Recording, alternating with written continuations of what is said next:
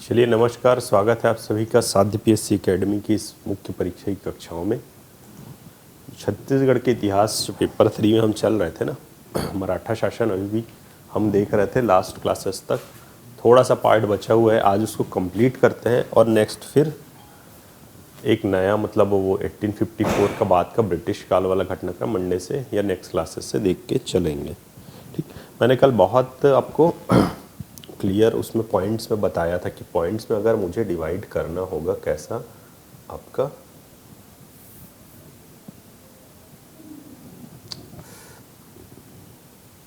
No 1 minute.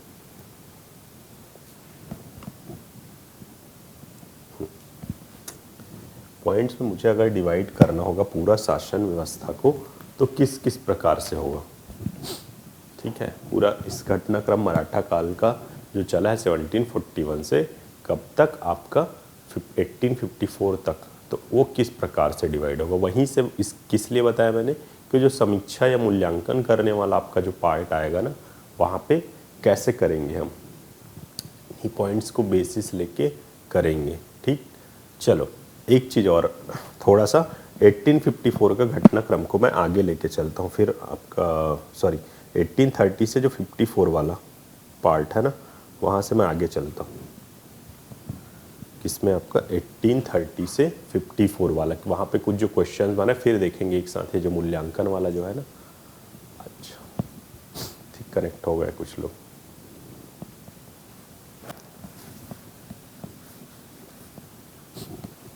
First classes आप लोग connect नहीं होते हैं क्या?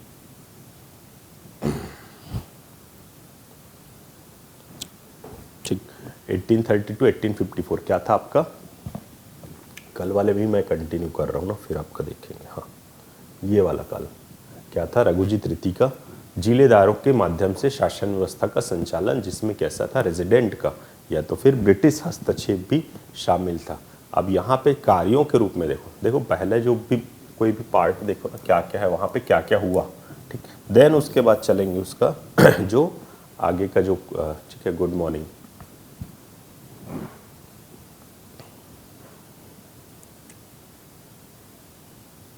चीज़ों में उसके आगे के जो उसका समीक्षा या मूल्यांकन वाले में उसके बाद देखेंगे।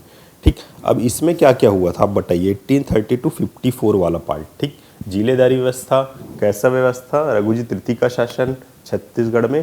ठीक है, आपका रेजिडेंट का हस्तक्षेप था या तो फिर ब्रिटिश हस्तक्षेप जारी था। ठीक है, क्योंकि 1830 से आपका 18 से 30 तक आपका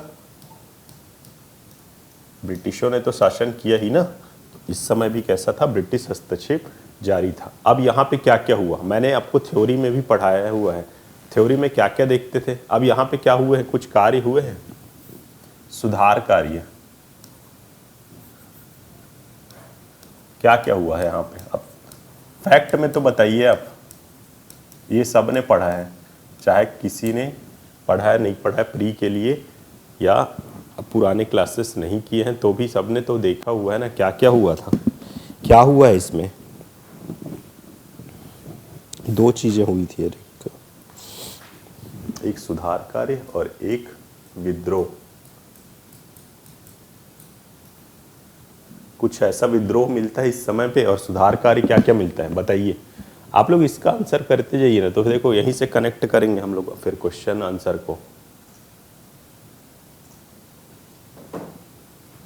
ठीक, जैसे उसके में देखे ना, एग्न्यू के काल में बहुत सारे विद्रोह देखे, या उस समय क्या विद्रोह पूछ रहे हैं तो हम बता सकते हैं ना। उसी प्रकार से यहाँ पे क्या क्या था, यहाँ पे एक धमधा का गोंड जमींदार का विद्रोह दिखता है।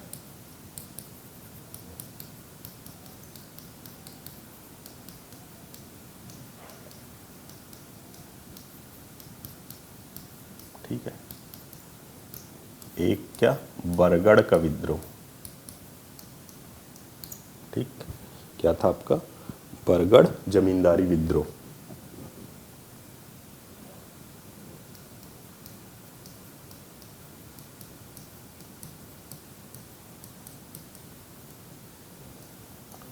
और क्या हुआ था, और कौन सा था आपका, और कौन सा दो फेमस विद्रोह था इस काल में। चलो फैक्ट के रूप में आ जाता हूं मैं, एमसीक्यू, एमसीक्यू के रूप में बोलूँ तो यहाँ पे 2 ठो क्या और विद्रोह हुआ था। आप लोग तो कंटिन्यू कनेक्ट है ना, आप लोग तो पढ़े ही होंगे। गौरी जी, कौन कौन सा था इस काल में और विद्रोह कौन कौन सा हुआ है? 1 2 3 4, ठीक है, एक साथ फिर मैं सुधार कार्य को ले रहा हूँ इसका। कनेक्ट कीजिए चीज़ों को ना, तो क्योंकि याद आप कितना रख पाएंगे, मतलब आप रट कितना पाएंगे, याद तो रखना ही है, रट कितना पाएंगे। फिर इसमें ये हुआ था, सिर्फ रटते रहेंगे तो फिर आप कैसे वो कर पाएंगे?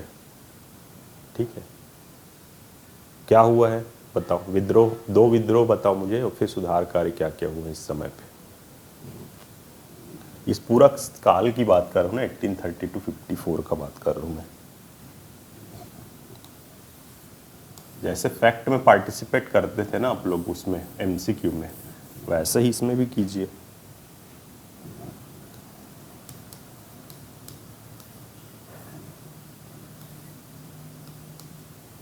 चलो प्लीज आंसर किसी का भी। विद्रोह कौन से हुए? ये तो फैक्ट है ना, आपने प्री के लिए पढ़ा होगा या आप पढ़ के आए होंगे। ठीक, जब भी इस काल को पढ़ेंगे तो सब चीज़ें इंक्लूड करेंगे ना अपने पढ़ाई में। देखो नया चीज़ें कुछ नहीं है, प्री के लिए अलग कोई सीजी हिस्ट्री है, मेंस के लिए बहुत अलग सीजी हिस्ट्री है, ऐसा नहीं है। चीज़ें वहीं से हैं, बस आपको थोड़ा सा एनालिटिकल वे में, थ्योरेटिकल वे में जाना है।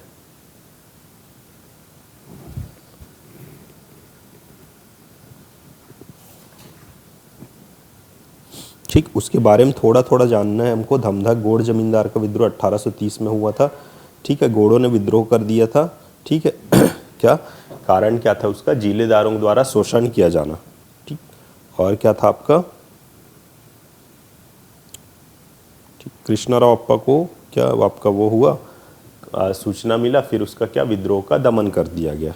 ठीक, उसी प्रकार बड़गढ़ जो रायगढ़ रियासत के सीमा पर बड़गा जमींदारी था, वहाँ का जमींदार अजीत सिंह और उसका पुत्र बलराम सिंह विद्रोह किया। फिर उसमें क्या था आपका, अंग्रेजों ने एक जो रायगढ़ रियासत का देवनाथ सिंह का था ना, उसको विद्रोह का दमन करने का आदेश दिया। तो देवनाथ सिंह ने इस क्या जो विद्रोह था अजीत सिंह का विद्रोह, उसको दबा दिया और अजीत सिंह को रांची जेल में डाल दिया गया। ठीक है, और उसका पुत्र क्या है बाद में जारी रखा। आपका ये जो अजीत सिंह था वो क्या हो गया, अपने आत्महत्या कर लिया। ये विद्रोह के बारे में थोड़ा थोड़ा पता है ना आपको। 2 विद्रोह कौन से थे? 3 लोग कनेक्ट है, 2 विद्रोह बताइए आप लोग कौन कौन से हुए इस काल में। बहुत सिंपल है, रटना नहीं है चीज़ों को, बहुत ज़्यादा रटना नहीं है। क्या क्या विद्रोह हुए थे? ऐसे विद्रोह जो इस काल से रिलेटेड हैं। कहाँ पे, कहाँ विद्रोह हुआ था आपका? बस्तर में जो विद्रोह हुए थे, आदिवासी विद्रोह वाले पार्ट में देखा है हमने, आपने पढ़ा है बहुत अच्छे से उसको। जनजाति विद्रोह में कौन से ऐसे 2 विद्रोह हैं जो 30 से 54 में शामिल होंगे? परलकोट विद्रोह 1825 एग्न्यू के काल में शामिल हो गया। 1818 से 30 मैं बोला था जब उसको पढ़ा रहा था। तो ये जो घटनाक्रम है ना, मराठों से थोड़ा सा कनेक्ट कीजिए कि इधर मराठा चल रहा था छत्तीसगढ़ के जो मैदानी वाले क्षेत्र में है ना, हमारा छत्तीसगढ़ का जो मैदानी क्षेत्र है ना, यहाँ पे मराठा चल रहा था। तो बस्तर में इसी समय में क्या चल रहा था आपका, क्या चल रहा था? काकती शासन चल रहा था। इधर मराठे, रतनपुर रायपुर में कौन थे? मराठे थे ना इधर पे।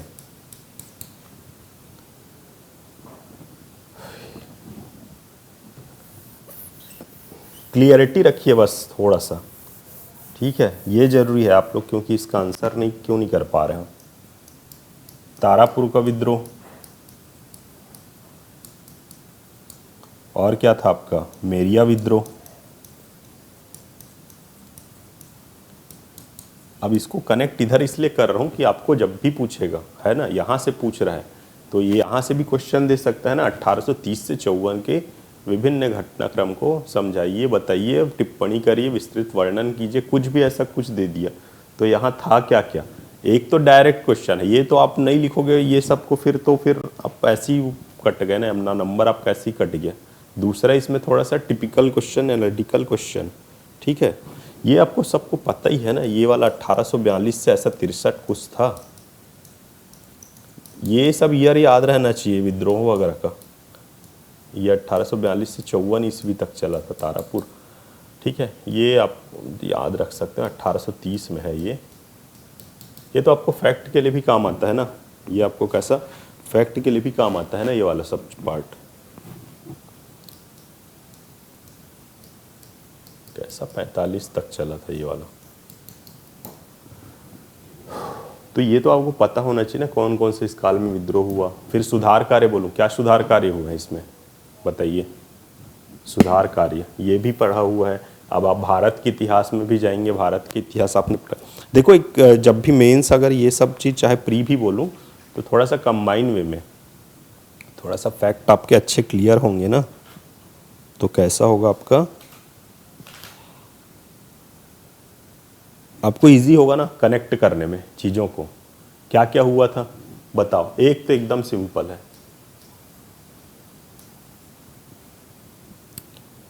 क्या हुआ था सुधार कार्य, कुछ बोलूं तो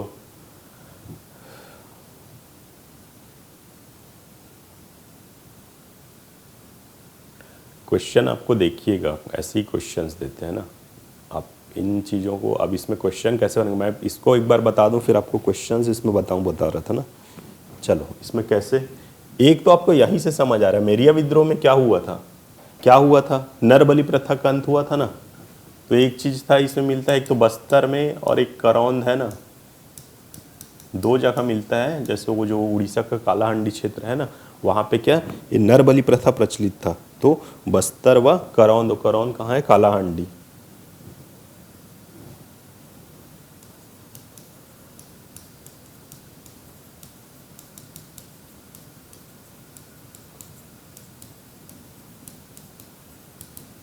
अट्ठारह में क्या हुआ था, 1829-30 के टाइम पे क्या हुआ था। विलियम बेंटिक, राजा राम मोहन राय, विलियम बेंटिक राजा राम मोहन राय का नाम किस में मिलता है।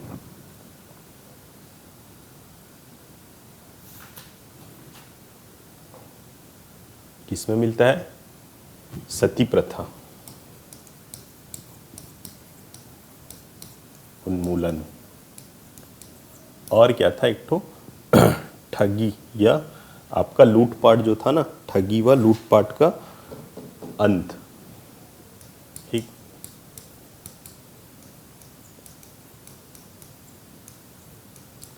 अब देखो ये पूरा आपका ये हो गया, इसको पढ़िए आप लोग अच्छे से, इस पार्ट्स को पढ़िए और इसमें हाईलाइट कीजिए इन चीज़ों को। जब भी पढ़ रहे हैं हाईलाइट कीजिए, विदाउट इसके आप लोग कैसे, आपको फिर आपके पास एग्जाम्पल्स होने चाहिए ना कनेक्ट करने के लिए आंसर को।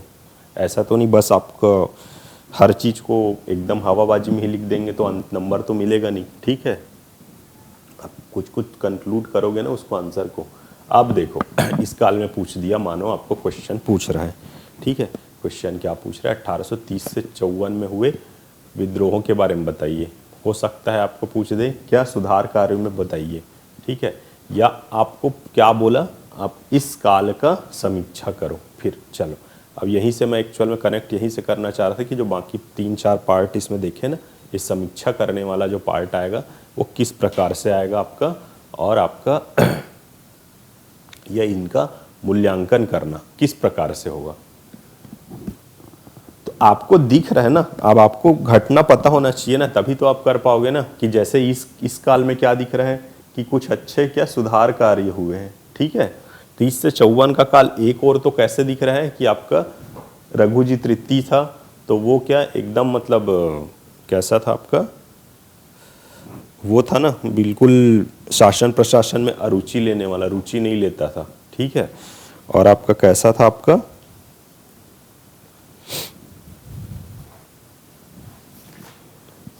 निष्क्रिय शासक था एक प्रकार से। कैसा था, निष्क्रिय शासक था ना वो। तो आपको वो चीज दिख रहा है। दूसरी ओर इस शासन में क्या है, कुछ सुधार कार्य भी हुए हैं, ये भी दिख रहा है। तो दोनों चीजें दिख रही हैं, तो ये आप इंक्लूड करेंगे ना अपने आंसर में। कैसे करेंगे, इंक्लूड करेंगे। चलो अब मैं पूरा लेता हूँ इसको, लाना आपको यहीं तक था, फिर आपको उसमें मैं बताते चलता हूँ, ठीक। चलो अब बताओ, फर्स्ट आ गया रघुनाथ सिंह मोहन सिंह का शासन, कैसा आपका 1741 से 58 का। अब आपको पॉइंट्स कैसे दोगे, 8 नंबर का क्वेश्चन सीधा बता रहा हूँ। इसमें छोटा आएगा, छोटे में आप लिख सकते हैं ना छोटे में। क्वेश्चन दूँ, क्वेश्चन क्या रहेगा आपका आपका जनरली आपका मान लो 41 से 58 का पूछ रहा है। जनरली उसमें पूछ नहीं सकता, बट हो सकता है पूछ दे आपका 1741 से 58 के दौरान मराठा शासन का आप समीक्षा कीजिए या इसका मूल्यांकन कीजिए। उसी प्रकार से बिम्बा जी के शासन का मूल्यांकन कीजिए, बिम्बा जी के शासन का समीक्षा कीजिए।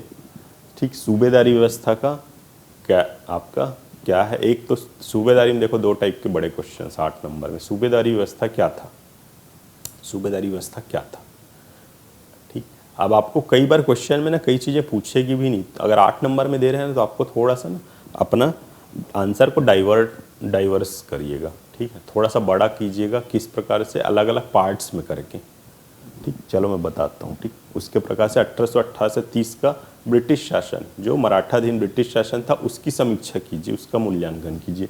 फिर आखिरी वैसे 30 से 54 वाले का कैसे कैसे है। तो आपको देखने को मिला ना, मैंने आपको कल ही बताया था, फिर भी आप लोग आंसर कैसे नहीं कर रहे हो। मैं क्या बोला, अंग्रेजी हस्तक्षेप से विभिन्न कुप्रथा का उन्मूलन कल ही तो बताया हूँ। इसमें ठगी का, नरबली, सती प्रथा का अंत हुआ है। तो वही तो है ना सुधार कार्य।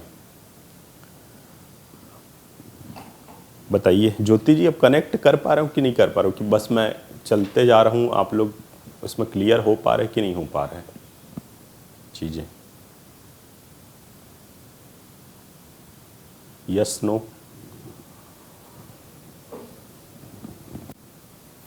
क्वेश्चन इस टाइप से ही आ रहा है ना, इसलिए मैं उस फॉर्मेट में थोड़ा सा जा रहा हूँ। आपको डायरेक्ट बता दूँ बस, वो तो आप कर लोगे। डायरेक्ट वाले क्वेश्चन जैसा मैंने बताया ना, वैसे टाइप में थोड़ा सा फॉर्मेट में चलते जाना है।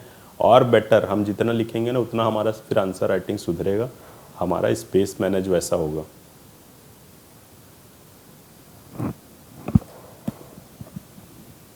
चलो अब मैं शीट में आ रहा हूँ सीधा सीधा आपका।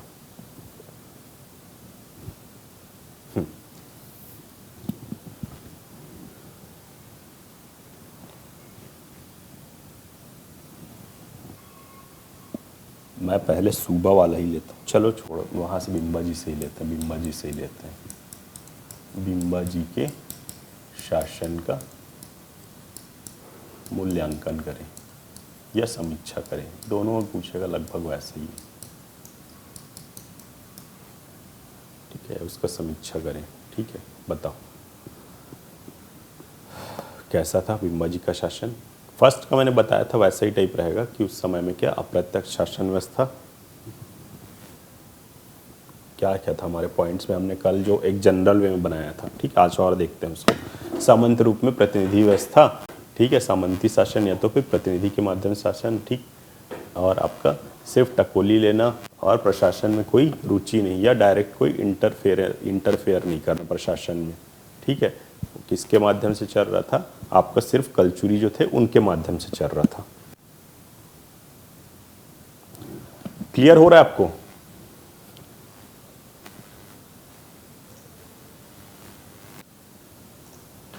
बताइए क्लियर हो रहा है चीजें। यस नो, फिर मैं आगे बढ़ूं।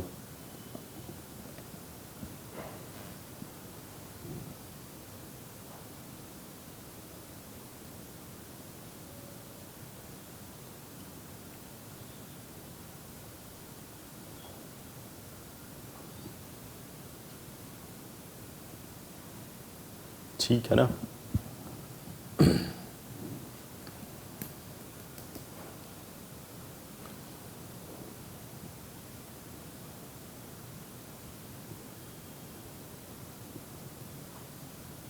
चलो, लोग का रिप्लाई ही नहीं आ रहा है लग रहा है। आपके पास ऐसा रहा, आप कैसे करोगे बताओ।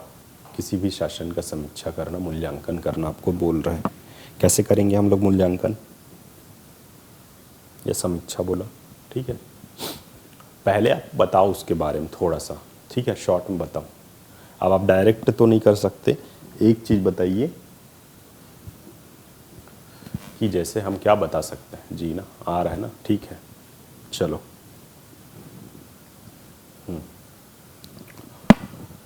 बिम्बा जी का शासन का। ठीक, अब आप बिम्बा जी के शासन के बारे में थोड़ा सा चर्चा कीजिए शॉर्ट में, है ना, शॉर्ट में एक चर्चा कर सकते हैं।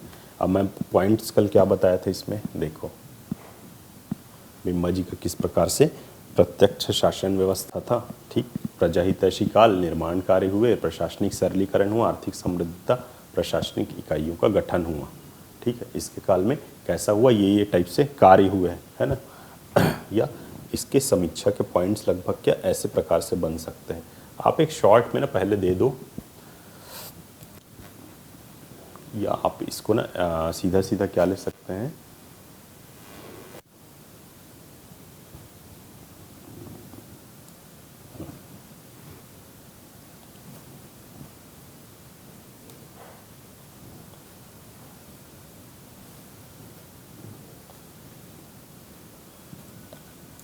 एक लाइन में उनका जो मेन क्या था, प्रत्यक्ष शासन प्रणाली बिम्बा जी द्वारा कैसे आपका एक छोटा सा, अब यहाँ पे ना छोटा सा कैसे जो स्ट्रक्चर वाला पॉइंट पे आ जाएंगे हम, हमारा कोई भी बड़ा आंसर कैसे लिखाता है, एक छोटा सा भूमिका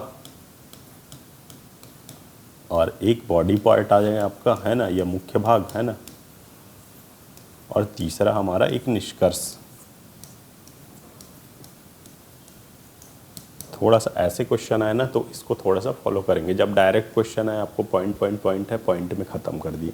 अब यहाँ पे क्या करेंगे, ठीक,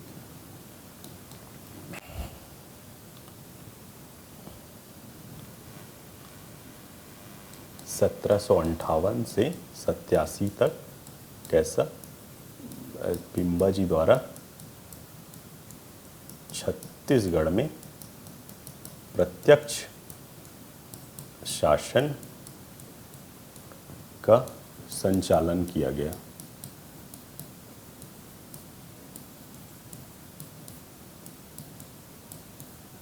ठीक है, अब इस दौरान क्या हुआ आपका, छोटा सा आप वो बना दो, ठीक है। अब सीधा सीधा देखो, एक छोटा सा, चाहे आप इसको दूसरे वे में भी दे सकते हो, ऐसा नहीं कि एक स्टैंडर्ड मतलब यही इच्छा है, मतलब यही लिखना है मुझे, सिर्फ मैं हमेशा बोलता हूँ ना, रटने में मत जाइए कि मैं जो लिख रहा हूँ वही तो है, ऐसा नहीं है कि आप लिख सकते हो, आपको थोड़ा सा स्कोर घुमा के लिख दिए, उल्टा लिख दिए कि बिम्बा जी ने क्या है 1758-87 के मध्य आपका कैसा आपका प्रत्यक्ष शासन का सूत्रपात छत्तीसगढ़ में किया, ठीक है। इनके विभिन्न कार्यों और क्या प्रशासन का, इनके कार्यों व प्रशासन का निम्न बिंदु आधार पर मूल्यांकन किया जा सकता है, या ठीक है ऐसा। इसको 2 लाइन में हो जाएगा आपका, यहाँ पे मैं क्या है, अब जैसा राइटिंग में जाते हैं तो बड़ा बड़ा आ रहा है, ठीक, 2 लाइन में आपको इसको ख़त्म कर लेना। अब पॉइंट्स में डालो, ठीक है। प्रजाहितैषी शासन व्यवस्था,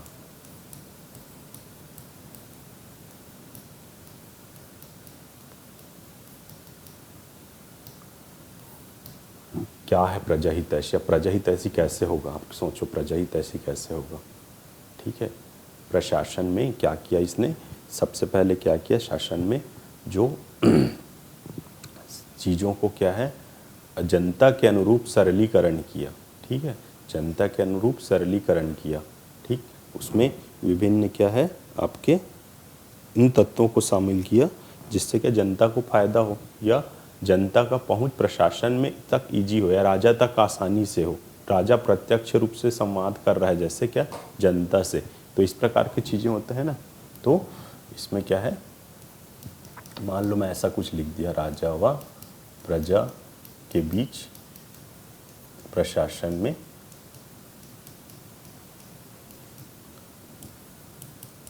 दूरी कम करने संबंधित,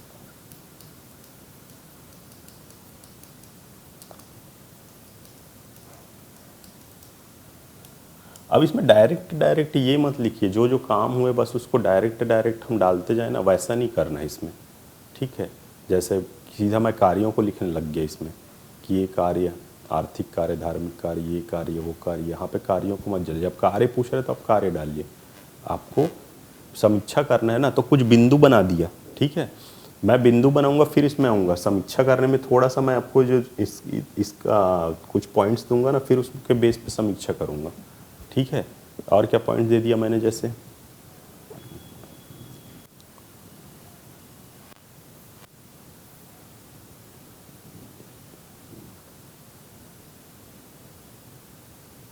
कहाँ पे था हमारा, हाँ ये हमने कल क्या क्या बनाया था, जयती शासन, प्रत्यक्ष शासन व्यवस्था। ठीक है, आर्थिक समृद्धता।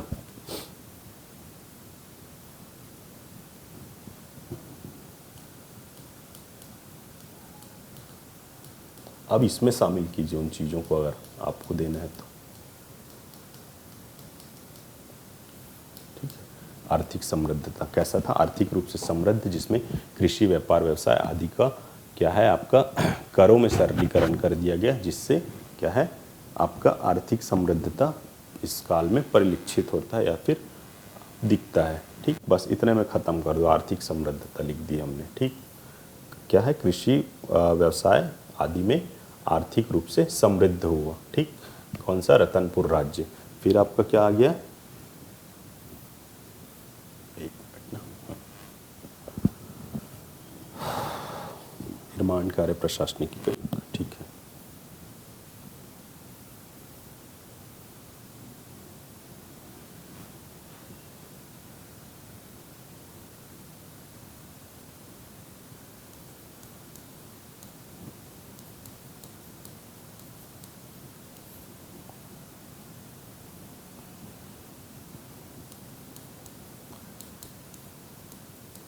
प्रशासनिक क्या पुनर्गठन कैसा हुआ, नई क्या जमींदारियों का निर्माण किया, राजनांदगांव जैसे खुज्जी जिम्मेदारी, जिससे क्या हुआ आपका सरलीकरण हुआ ना, प्रशासन को अलग अलग जैसे डिवाइड कर रहे हैं ना जमींदारी, और नई जमींदारियों का निर्माण किया, साथ ही साथ क्या प्रशासन का जो सरलीकरण किया उसमें। ठीक है, प्रशासन का कैसे सरलीकरण किया, आप जितना जैसे डिवाइड करेंगे ना तो उससे क्या होता है आपका जनतक कार्य। अब एक जगह एक बड़ा जिला है, बहुत बड़ा जिला है, उसको 2 जिलों में जैसे बांट दिए। ठीक है, बड़ा जिला है, 2 तहसील है, उसको 4 तहसील में बांट दिए, तो जो पास का है जैसे सिटी, जिसको एक को सीधा कहीं से आपका जैसे गरियाबंद बना तो राजिम से इसको सीधा रायपुर आना पड़ता था ना, तो उसका राजिम ही तहसील हो गया, राजिम से अभनपुर आना पड़ता किसी को, तो वो राजिम ही तहसील हो गया। इस प्रकार से हुआ ना, तो ये इस टाइप से आपका वो है। ठीक है, प्रशासनिक पुनर्गठन से जनता को सुविधा प्रदान करना। ठीक, और क्या हो गया आपका विभिन्न निर्माण कार्य। अब इसमें सबको बताने का आवश्यकता नहीं है। ठीक, अब इसमें हम कैसे बता रहे हैं, इसको बता रहे हैं पर उसको किस वे में बता रहे हैं। ठीक है, अब इसको दोनों पॉइंट को इंक्लूड करना। ठीक है, कि प्रजा अनुरूप या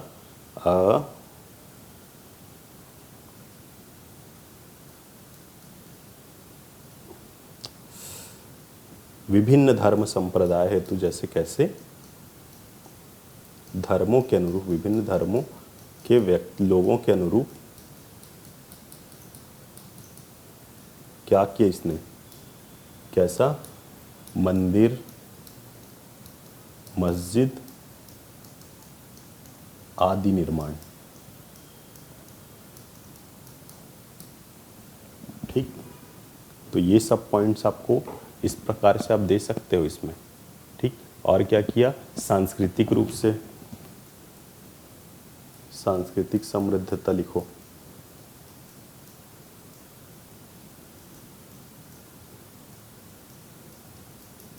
ठीक है, दशहरे में कैसे वो दे रहा है। अब आप इसको लिख सकते हो क्या कि इनके कार्यकाल में सांस्कृतिक नए प्रतिमान स्थापित किए गए। ठीक है, उदाहरण क्या दे दिए, दशहरे में जैसे स्वर्ण पत्र दान करना। ठीक, और क्या था आपका, और क्या किया था इन्होंने, जैसे पृथकता, वहाँ से रतनपुर का एक स्वतंत्र न्यायालय की स्थापना किया ना, रतनपुर में स्वतंत्र न्यायालय की स्थापना जैसे, तो इसको लिख दो आप कैसे, नागपुर दरबार से स्वतंत्रता या पृथकता प्रदर्शित करना, नागपुर दरबार से स्वतंत्रता। ठीक, अब ये 5 4 5 6 पॉइंट्स लिखे एक एक लाइन में, ज़्यादा एक्सप्लेन नहीं करना है, एक लाइन, ज़्यादा से ज़्यादा कोई 1.5 2 लाइन जा रहा है, ठीक है, एक आध पॉइंट चला गया, बाकी एक एक लाइन में, ठीक। फिर लिखिए इन बिंदुओं के आधार पे, कैसा टाइप से, हम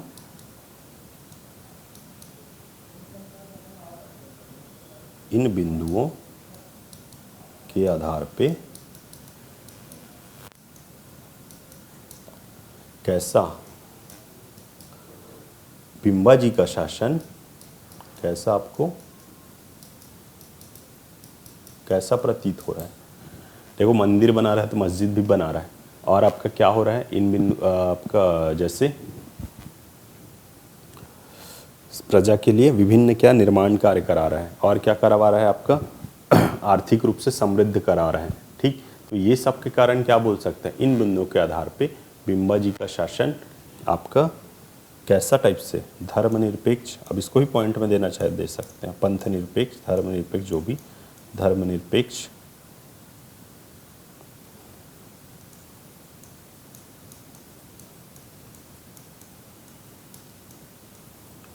ठीक है। और क्या है आपका, किस प्रकार से नवीन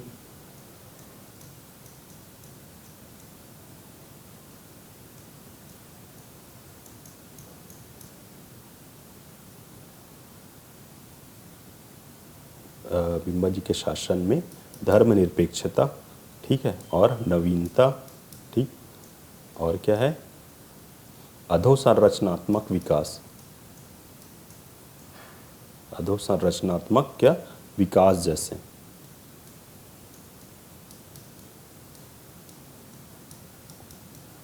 ठीक है, और क्या है, प्रजा हितैषी,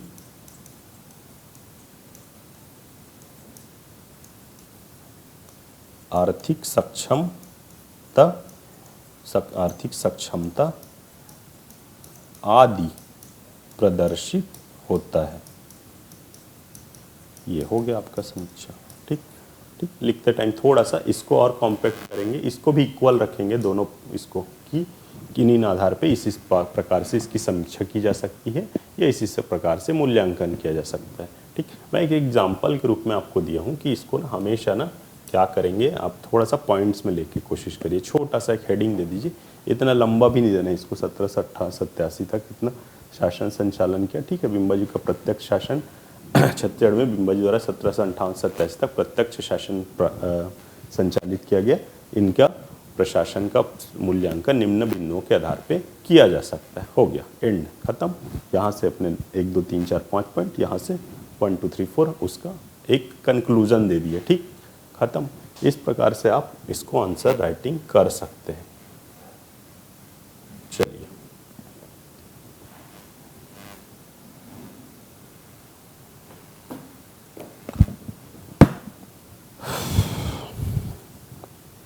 इसी प्रकार से सूबेदारी व्यवस्था, क्या है सूबेदारी व्यवस्था, और आपका सूबेदारी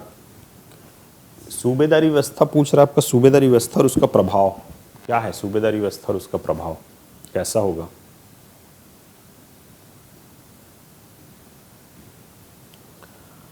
ये अच्छा क्वेश्चन है ना, सूबेदारी व्यवस्था एवं उसका प्रभाव, बताओ सूबेदारी व्यवस्था और उसका प्रभाव। आपको मैंने बोला ना, जैसे आपको हो सकता है डायरेक्ट आपको नहीं भी दे सूबेदारी उसका, मतलब सिर्फ आपको पूछ रहा है 8 मार्क्स में पूछ रहा है, 2 4 में तो आप ठीक है सूबेदारी को लिखेंगे। सूबेदारी व्यवस्था को समझाइए।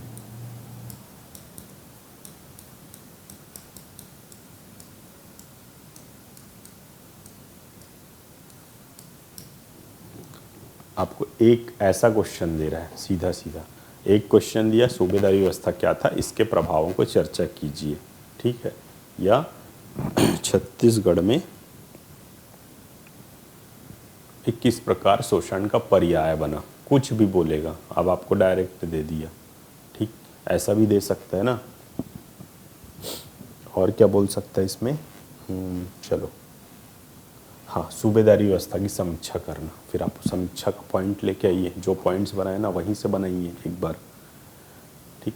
तो सूबेदारी व्यवस्था 2 मार्क्स 4 मार्क्स 8 मार्क्स में पूछा हुआ है आपको, 248 पूछा हुआ है सूबेदारी व्यवस्था। तो सूबेदारी व्यवस्था क्या था आपका, कैसा था सूबेदारी व्यवस्था?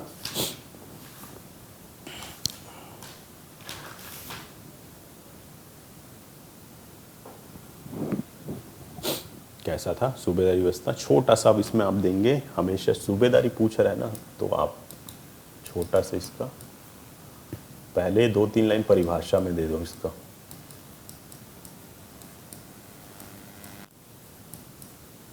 कैसा था व्यवस्था? ठीक है, कैसा था? छत्तीसगढ़ में मराठों का ये क्या था, उपनिवेशवादी नीति का एक हिस्सा था, जिसके अंतर्गत क्या मराठे नागपुर दरबार में आपका राजा का शासन होता था और छत्तीसगढ़ सूबेदारों के माध्यम से प्रशासन का संचालन होता था छत्तीसगढ़ में। ठीक, जिसमें क्या है आपका सूबेदार सिर्फ क्या शोषण की नीति अपनाते थे। ठीक है, शोषण की नीति अपनाते। अच्छा, ये चलो आपके पास पॉइंट्स हो गए थ्योरी में। अब इसको मैं 248 दोनों में लूँगा, 24 में लूँगा तो कैसे करोगे आप? मैं बोलूँगा 2 में भी आप ना ट्राई कीजिए, इसमें ना छोटा सा 2 लाइन में बताइए सूबेदारी व्यवस्था के बारे में, उपनिवेशवादी नीति का एक हिस्सा था। चलो 2 में कैसे करोगे?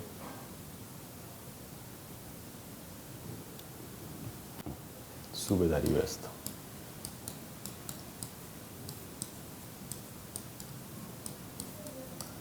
2 लाइन बताइए कि मराठों की उपनिवेशवादी नीति का हिस्सा था। अब वो क्या था उसके बारे में पहले बता दिया। ठीक है, मराठों की उपनिवेशवादी नीति का हिस्सा था।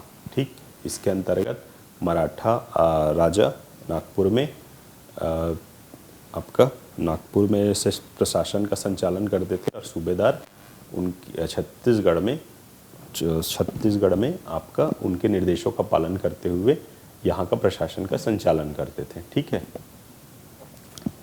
ये हो गया 2 लाइन में आपका ये बताएं। फिर उसका ना वो बताओ, ठीक क्या है इसको बताओ, हमेशा इसको क्या है। ठीक, मराठों की उपनिवेशवादी नीति का हिस्सा जिसमें छत्तीसगढ़ में, ठीक मेनली हमारा पहले छत्तीसगढ़ को रखिएगा, छत्तीसगढ़ में प्रशासन का संचालन सूबेदारों के माध्यम से किया जाता था। ठीक है, जो अपना क्या है, जो इसका क्या नियंत्रण पूर्णतः मराठा दरबार नागपुर से होता था। बस 2 लाइन में यहाँ पे ख़त्म करें। फिर इसके बाद इसका प्रभाव बताना, हमेशा हेडिंग में ले लीजिएगा इसको, प्रभाव लीजिए। प्रभाव में क्या है आपका, क्या प्रभाव हुआ। ठीक है, अब ये प्रभाव बहुत इंपॉर्टेंट है आपको, क्योंकि हम सभी में 248 हमेशा ऐड कीजिएगा इसको, प्रभाव को। कैसा प्रभाव था आपका, कैसा था? शोषणकारी नीति का प्रारंभ हुआ छत्तीसगढ़ में, शोषणकारी नीति का प्रारंभ हुआ। साथ ही साथ क्या है आपके, कृषि का स्थिति दयनीय हुआ, गांव क्या वीरान हुए, लोगों में विपन्नता हुआ, है ना। आर्थिक क्रियाकलाप कैसा हुआ, ठप हुआ। ठीक, सिर्फ और सिर्फ पैसे ऐंठने का एक साधन बना छत्तीसगढ़, क्या बना, मराठों का पैसे ऐंठने का एक क्या है, साधन बना या एक अंग बना। ठीक है, सो सिर्फ क्या आपका एक जैसा बोलते हैं ना आपका, हाँ, एक मतलब आर्थिक क्या, जैसा खजाना, एक सिर्फ लूटने का एक खजाना बना छत्तीसगढ़, इस प्रकार से। तो ये 4-5 पॉइंट लिखो इसमें प्रभाव में। इसका दयनीय हुआ, कृषि की स्थिति दयनीय हुआ, उद्योग व्यापार क्या है, ठप हुए। ठीक, फिर क्या हुआ आपका, कृषि दयनीय,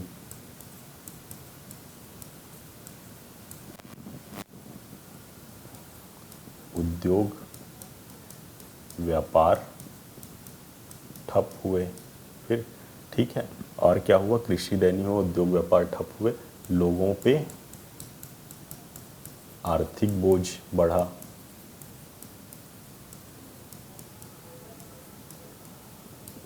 छत्तीसगढ़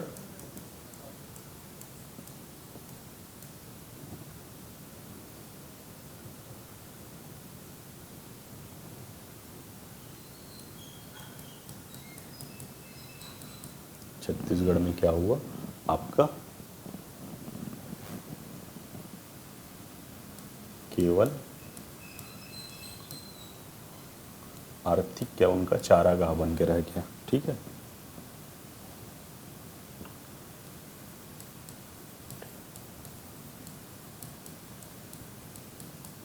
और क्या, लोगों में कैसा रोष, द्वेष, प्रशासन के प्रति रोष व्याप्त हुआ। तो देखो आप क्या है बताओ, प्रभाव बताओ हमेशा। सूबेदारी व्यवस्था 8 नंबर में आपको आ रहा है, आप उसमें सिर्फ और सिर्फ ये मत डालिए सूबेदारी व्यवस्था क्या है लिखिए, वैसी छत्तीसगढ़ में मराठों की औपनिवेशिक न्यायवादी शासन व्यवस्था, जिसमें छत्तीसगढ़ में प्रशासन का संचालन सूबेदारों के माध्यम से होता, और ये अपना रिपोर्ट क्या है आपका मराठा राजा नागपुर को भेजते। ठीक है, अब उसके हमेशा ना सबको मिक्सअप करके मत लिखिए, उसको कैसे करना है डिवाइड कर दिए। ठीक, अब उसके बाद सूबेदारी व्यवस्था को 2 लाइन 3 लाइन बताया। यहाँ पे क्या है आपका, इसका प्रभाव बताओ, क्या क्या प्रभाव, ये इंपॉर्टेंट पार्ट है इसमें। ठीक, अब यहाँ पे बता रहे हैं तो थोड़ा सा हेडिंग्स में ले लीजिए। कृषि दैनी, ठीक, कृषि दैनी लगातार करों में वृद्धि से, या तो फिर सिर्फ और सिर्फ क्या है आपका, अब यहाँ पे उसी हेडिंग में ले लीजिएगा। कृषि दैनी कैसे हुआ, लगातार करों के बोझ, ठीक है, या और क्या शोषण के कारण कृषि का यहाँ का जो उपजाऊ फसल भूमि था ना, जिसको देख के मराठे आए थे, वो क्या दयनीय स्थिति में हो गया, या वो धीरे धीरे क्षीण हो गया, धीरे धीरे मर गया। उद्योग धंधे ठप हुए,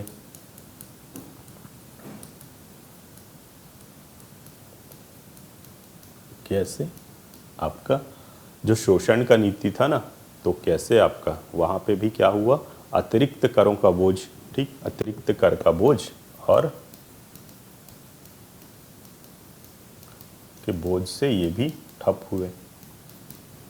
और क्या हुआ प्रभाव, जनता, अब क्या क्या हो सकता है जनता में, क्या हो सकता है आपका में गरीबी, घोर गरीबी व्याप्त हो गया। ठीक है,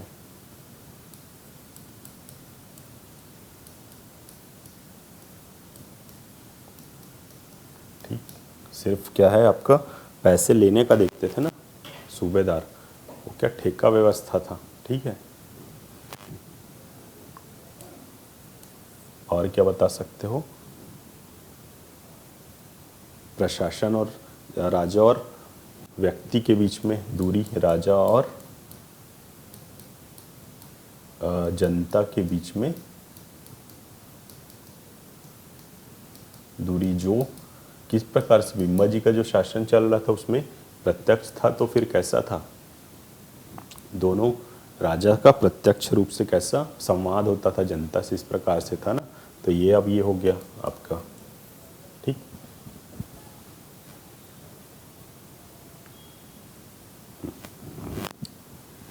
ठीक है, लोगों में विपन्नता आई, लोगों में गरीबी व्याप्त हुई, और क्या है, और कारण बहुत सारे हैं ना, पलायन भी हो सकता है इसमें, पलायन भी आपका स्टार्ट हो गया।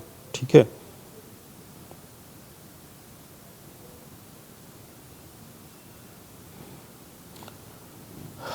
आतंक और अस्थिरता व्याप्त हुआ। ठीक, और क्या पॉइंट दे सकते हो, आतंक और अस्थिरता हुआ ना, स्थिर हो गया शासन, कैसे आपका ना तो किसी को ध्यान देना है, ना सूबेदार को ध्यान देना है, ना तो फिर आपका राजा को ध्यान देना है, इस कारण। ठीक है, लोगों के जीवन में कठिनाई बढ़ी, भ्रष्टाचार बढ़ा, भ्रष्टाचार व्याप्त हुआ। तो ये सब क्या थे, उसके प्रभाव थे। तो ये आपको जब भी व्यवस्था पूछ रहे हैं तो सूबेदारी की समझाइए बोल रहे हैं, सूबेदारी की समझाएंगे कैसे, हमने थोड़ा सा छोटा सा उसका वो दिया। ठीक, इसमें क्या था, हाँ 1-2 पॉइंट और दे सकते हैं, जब सूबेदारी व्यवस्था को समझाइए बोल रहे हैं ना, तो ये व्यवस्था को तो बताया, 2 लाइन परिभाषा बताया कि औपनिवेशिकवादी शासन में क्या सूबेदारों के माध्यम से छत्तीसगढ़ में प्रशासन का संचालन किया जाता था, और आपका जिसका क्या है मुख्यालय आपका नागपुर होता था। ठीक है, सूबेदार का मुख्यालय रतनपुर और राजा का मुख्यालय नागपुर चला गया, जहाँ पे पूरे कार्य ना नागपुर से संचालित होते थे।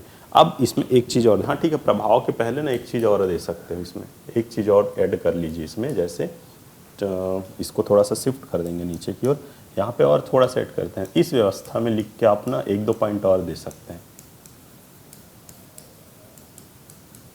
क्या क्या था इस व्यवस्था में कि सूबेदार कैसा था, ये कैसा था, एक ठेके की व्यवस्था थी, ठीक है, जिसमें क्या सूबेदार बोली द्वारा छत्तीसगढ़ का रतनपुर राज्य या छत्तीसगढ़ का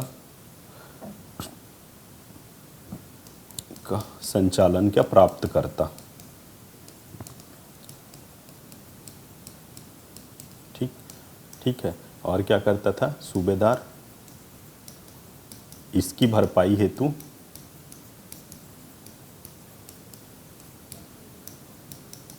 मनमाना क्या कर लगाता, कर आरोपण, ठीक है। और क्या करता था सूबेदार, या और क्या होता था इस व्यवस्था में, नागपुर राजा को कोई रुचि नहीं, शासन या प्रशासन में कोई प्रशासन में रुचि नहीं, ऐसा होता था ना।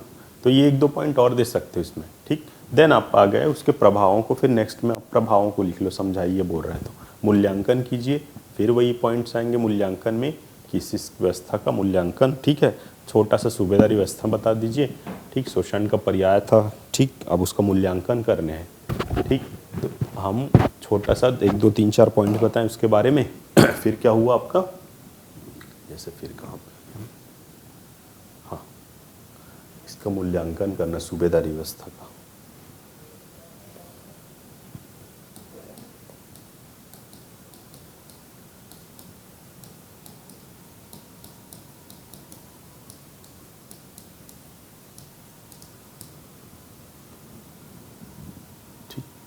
कैसा लिख सकते हो, तो आप 1 2 पॉइंट्स में बता दो उसको, ठीक। वही सूबेदारी व्यवस्था, अब यहाँ पे फिर हेडिंग डालने की ज़रूरत नहीं, सूबेदारी व्यवस्था के बारे में लिखो सीधा सीधा कि छत्तीसगढ़ में सूबेदारी व्यवस्था। अब यहाँ पे ऐसा लिख सकते हो, छत्तीसगढ़ में सूबेदारी व्यवस्था या मराठा काल में सूबेदारी व्यवस्था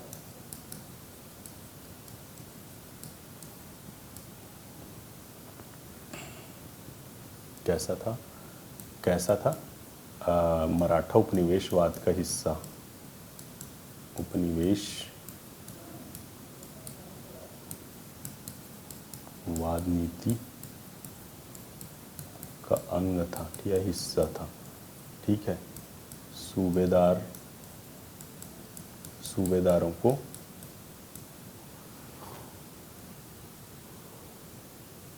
सूबेदारों पर कैसा था, किसी प्रकार का नियंत्रण नहीं,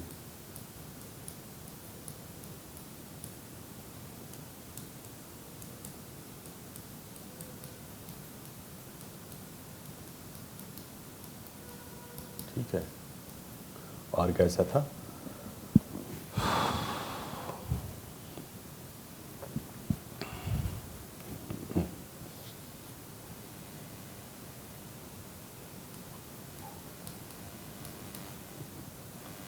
और कैसा था इसमें सूबेदारी व्यवस्था में आपका, हाँ, सूबेदारों पर किसी प्रकार से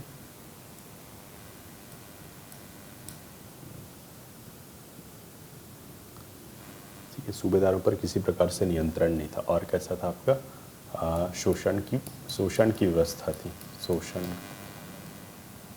की व्यवस्था, ठीक, आर्थिक शोषण की व्यवस्था थी, लिख सकते हैं ना, ठीक ठीक। तो इन आप एक आध पॉइंट और डाल दो, 4 5 पॉइंट कर लो इसको, ठीक है। कैसा आपका,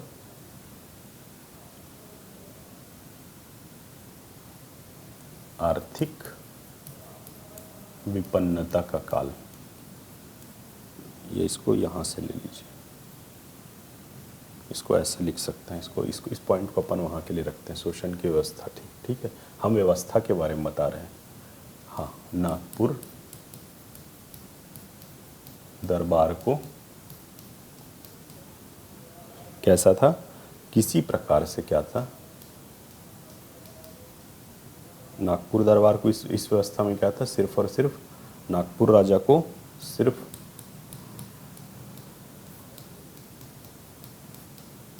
केवल धन से मतलब हो गया था।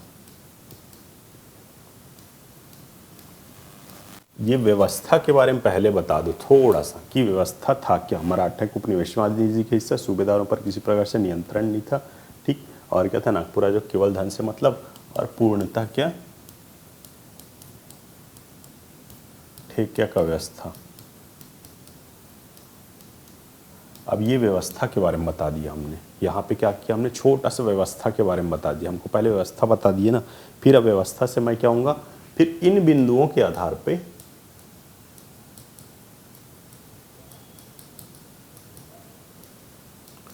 इस काल का मूल्यांकन, ठीक है। अच्छा, तो या तो ये लिख लेते हैं, इस व्यवस्था के आधार पर, इस व्यवस्था का निम्न बिंदुओं के आधार पे हम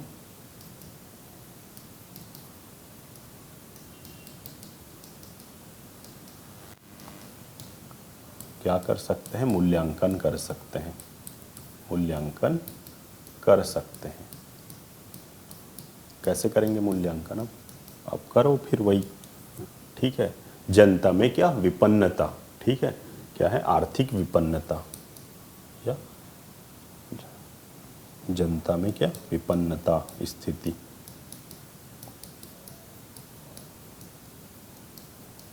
कृषि की दयनीय स्थिति। अब उस प्रभावों को थोड़ा सा इधर कन्वर्ट कर दिए, कृषि की दयनीय स्थिति। और क्या हो गया आपका, उद्योगों, व्यापार की दयनीय स्थिति।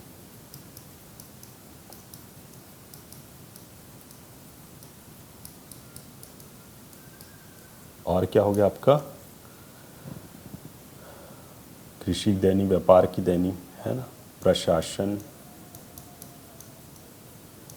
में शिथिलता। कैसा शिथिलता, आपका चोरी डकैती आदि घटनाएं बढ़ी ना, कैसा, प्रशासन में भ्रष्टाचार व्याप्त हो गया। और क्या हो गया आपका, राजा व प्रजा के बीच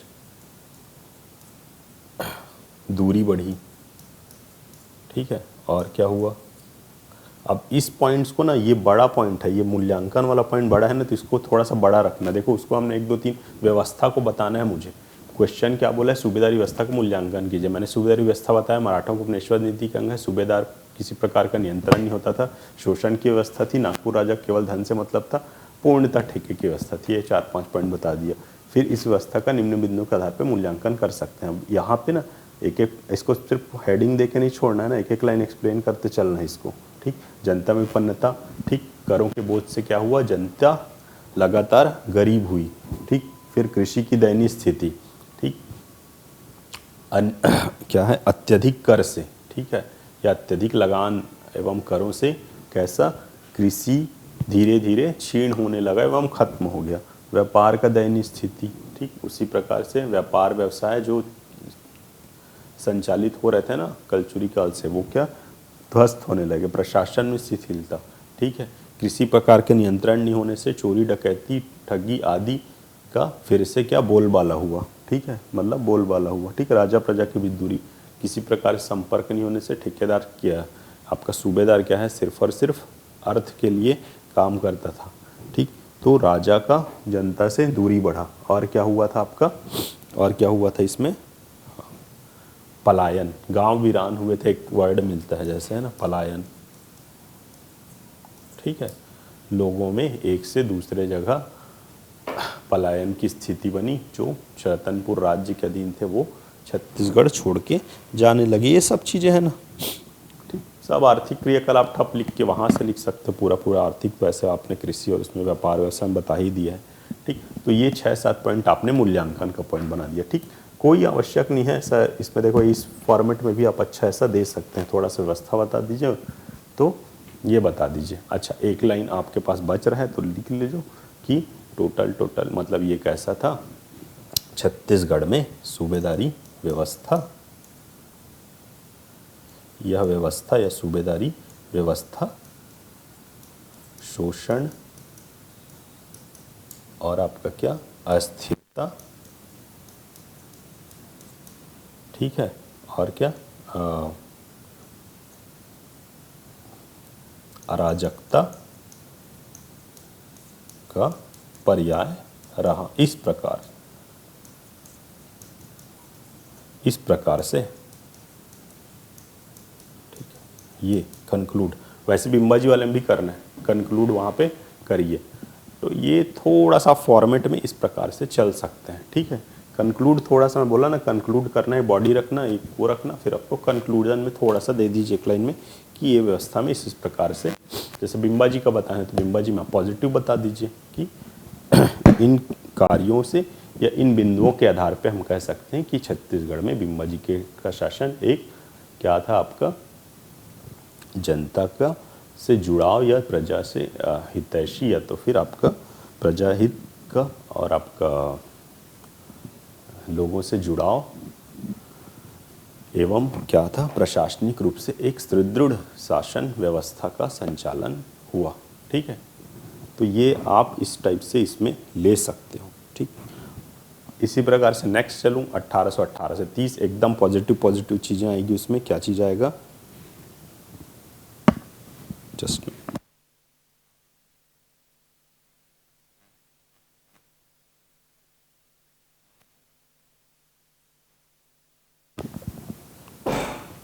इसी प्रकार से फिर मैं चलूँ तो चलो इसमें हाँ ये भी बता दे रहा हूँ।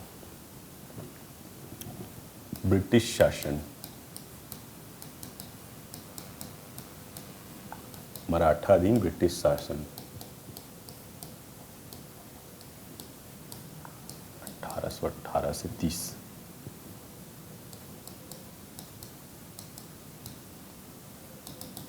इसका करेंगे तो इसका कैसे आएगा हमने बहुत सारी पॉजिटिव चीज़ें देखी थी ना, इसका जब भी देखना है तो इसका कैसा था, व्यवस्था, नियम, शांति और शांति प्रिय व्यवस्था। यहाँ पे जितना मूल्यांकन का पॉइंट लोगे, शांति प्रिय, और कैसा था आपका, व्यवस्था में क्या हुआ, अच्छा ऐसा लिख लीजिए इसको, व्यवस्था में शांति, नियम, व्यवस्थित प्रशासन का सूत्रपात, ठीक। इसका मूल्यांकन या समीक्षा का अगर आपको क्वेश्चन दे रहे हैं तो इसी आधार पे, तो उसको थोड़ा सा ऐसे टाइप से फिर कंक्लूड करिएगा एंड में, ठीक।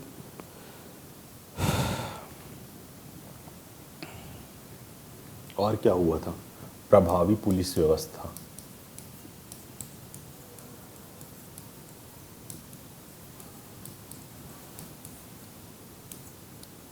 विभिन्न क्या हुआ,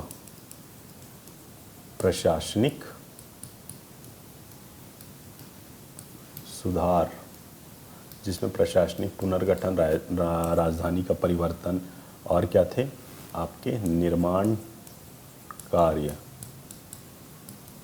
और क्या था, और क्या वो आप ही लोग बता रहे थे ना, जैसे इसमें नहरों का, डैम का निर्माण हुआ, ठीक है। आर्थिक सुधार,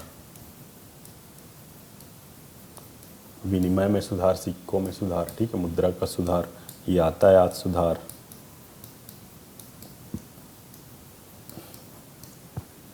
तो एक क्या, एक सुधारवादी काल, प्रशासन में नवीनता, कैसा आपका अंग्रेजी जैसे उसका कैलेंडर का प्रयोग, और आपका शासन प्रशासन में अंग्रेजी भाषा का प्रयोग, ठीक, अंग्रेजी भाषा प्रयोग आ गया, डाक तार विकास,